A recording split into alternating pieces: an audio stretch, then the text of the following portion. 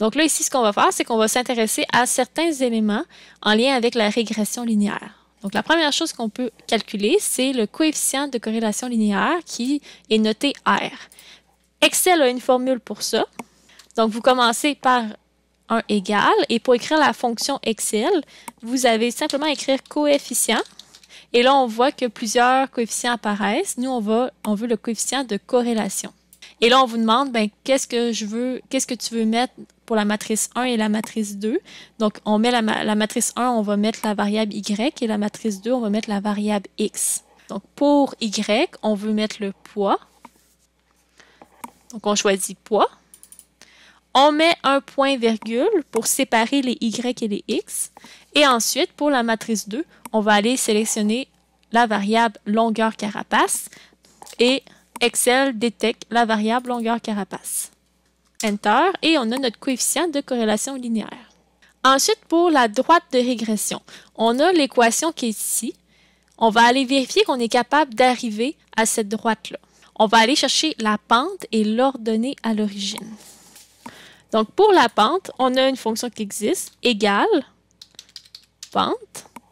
Et la pente, ça représente ce qui est devant le x. Donc, normalement, notre réponse devrait être 0,0137.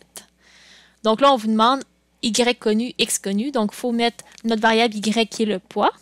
On met un point virgule et ensuite, on inclut les x. Donc, les x, c'est la longueur de la carapace. On choisit longueur de carapace. On ferme notre parenthèse, Enter, et on a 0,0136. On arrive à la même chose que ce qu'on avait dans le graphique. Donc, on a la même pente. Pour le donner à l'origine, on a une fonction Excel qui existe, qui s'appelle ordonnée origine. Encore une fois, on met les Y en premier, et ensuite, on met les X. On n'oublie pas le point-virgule pour séparer les Y et les X. Et on arrive à exactement la même réponse. Donc là, pour l'intervalle, ça signifie l'endroit où est-ce que commence ta droite, donc ici, jusqu'à la fin de la droite. Donc, c'est l'intervalle de définition de cette droite-là.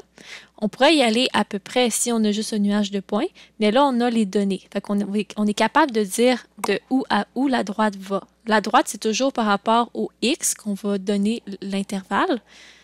Donc là, on a tout simplement à trouver le plus petit x et le plus grand x. Donc, ça devrait tourner autour de 165 et autour de 220. Pour être sûr, vous pouvez aller chercher les fonctions min et max. Donc, je veux le minimum de longueur de carapace. Le minimum, c'est 165. Donc, mon intervalle va commencer à 165, ce qui est logique avec le graphique.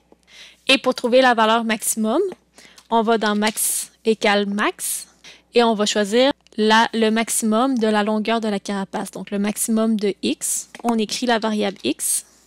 Et on trouve un maximum de 219. Donc, on pourrait dire que ça va de 165 à 219. Ici, je vais fermer mon crochet parce que 219, c'est une donnée qui existe. Elle est inclue dans notre analyse. Ce qui est intéressant avec la droite de régression, c'est qu'on peut faire des estimations. Pour pouvoir faire ça, il y a quand même quelques conditions à respecter. La première, est-ce que la taille est plus grande que 10? Dans notre cas, on a 28 données, ce qui est amplement suffisant. La condition est donc OK. La deuxième condition, c'est en lien avec le coefficient de détermination, R carré. Quand on regarde R carré dans le graphique, on voit que c'est 0,73/35. Donc là, nous ici, une façon qu'on peut faire pour trouver R carré, donc on fait une fonction Excel qui s'appelle coefficient détermination. Et encore une fois, on met les Y puis on met les X.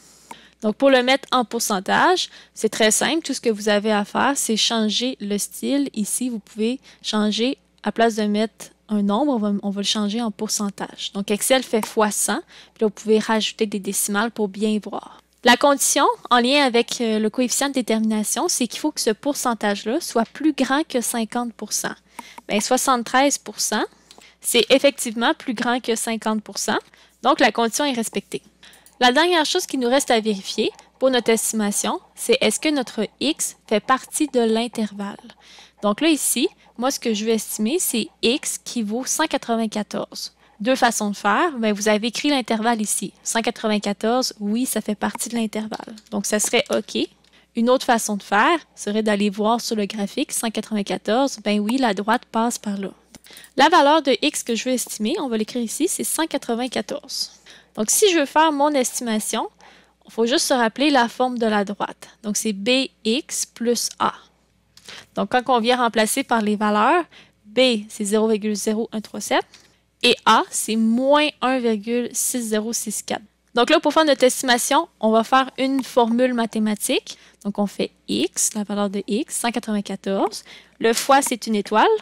Le 0,0137, c'est représenté par la cellule B, donc ici, plus moins 1,6064. On clique sur Enter et on a notre estimation. Donc, une tortue qui a une longueur de 194 mm pour sa carapace va avoir un poids d'environ 1,04 kg. Attention, par exemple, lorsque notre x est en dehors de l'intervalle de définition. Donc, quand le x, comme ici, c'est 250, on peut le voir sur le graphique, 250, il n'est même pas affiché sur la droite. Il est vraiment en dehors de la droite et on peut le voir également dans l'intervalle de définition. 250, c'est en dehors de l'intervalle qu'on avait créé. Mais quand c'est en dehors, on ne peut pas faire l'estimation. Ce qui conclut le tutoriel en lien avec le nuage de points.